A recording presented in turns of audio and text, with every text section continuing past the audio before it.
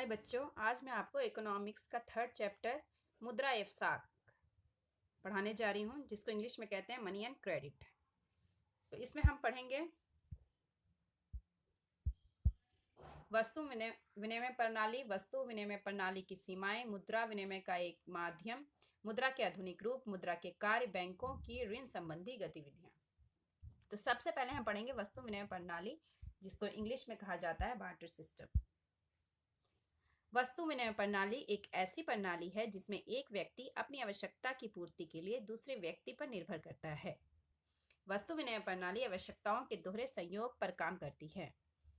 यहाँ एक किसान है जिसके पास गेहूं है और दूसरा मोची है जो जूते बनाता है। तो बार्टर सिस्टम में क्या होता है कि एक इंसान अपनी आवश्यकता के लिए दूसरे इंसान के पास जाता है, लेकिन इसमें क्या होता है कि दूसरे इंसान को भी उस चीज़ की आवश्यकता हो। जैसे यहाँ किसान गेहूं लेकर के एक ऐसे इंसान को ढूंढ रहा है जिसको उस गेहूं के बदले वो गेहूं चाहिए, और उस गेहूं के बदले वो किसान क्या ले, जूता ले सके।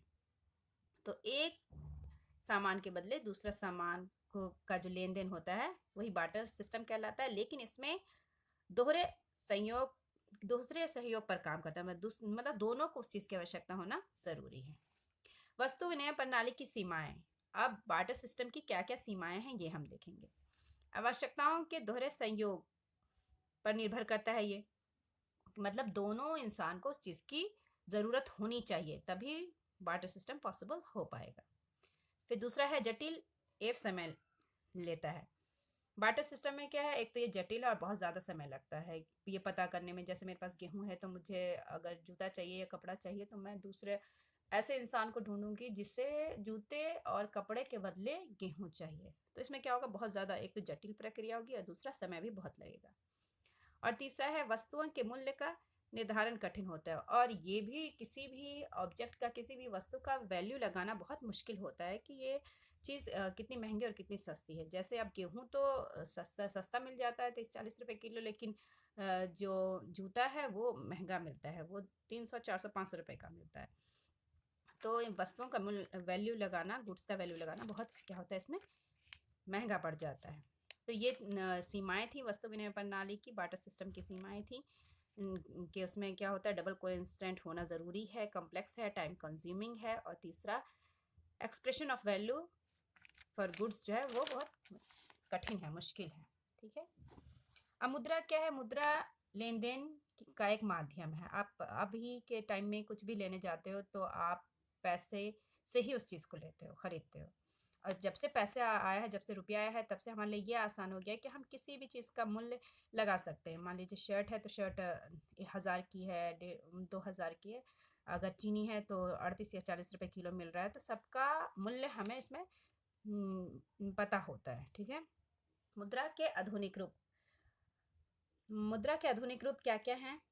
सिक्के हैं, बैंक में निक्षेप है, और कागज़ के रुपये हैं। कॉइन है, बैंक डिपॉजिट है, और पेपर रुपीज़ है।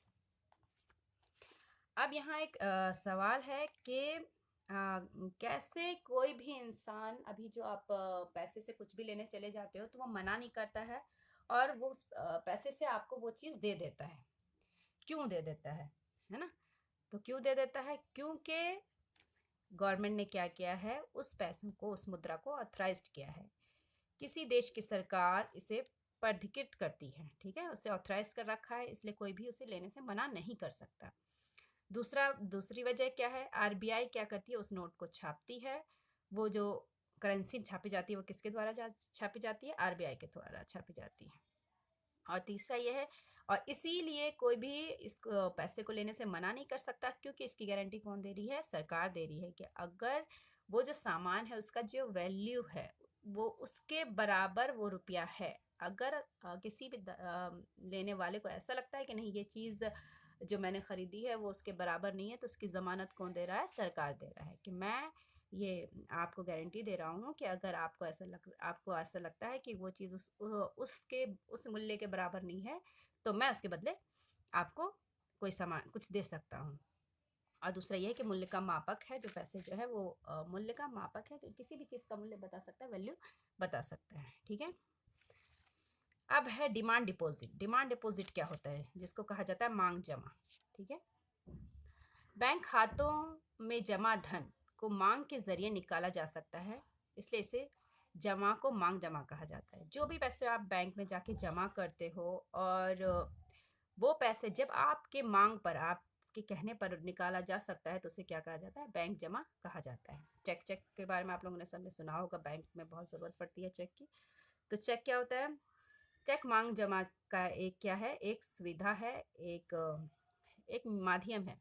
आप चेक के द्वारा क्या कर सकते हो? अपने किसी को भी वो आप पैसे दे सकते हो, वहाँ पे आपको कैश की ज़रूरत नहीं होगी, आप चेक से उसको वो पैसे पे कर सकते हो। चेक आप सबने देखा होगा, क्या होता है ऊपर आप पे लिखते हो, जिसको आप पे कर रहे हो, जिसको आप पैसे दे रहे हो और कितना पैसे दे रहे हो वो भी लिखते हो। नीचे अकाउंट नंबर लिखा रहता है, ऊपर आपको डेट लिखना पड़ता है। तो चेक समझ लिया आप लोगों ने।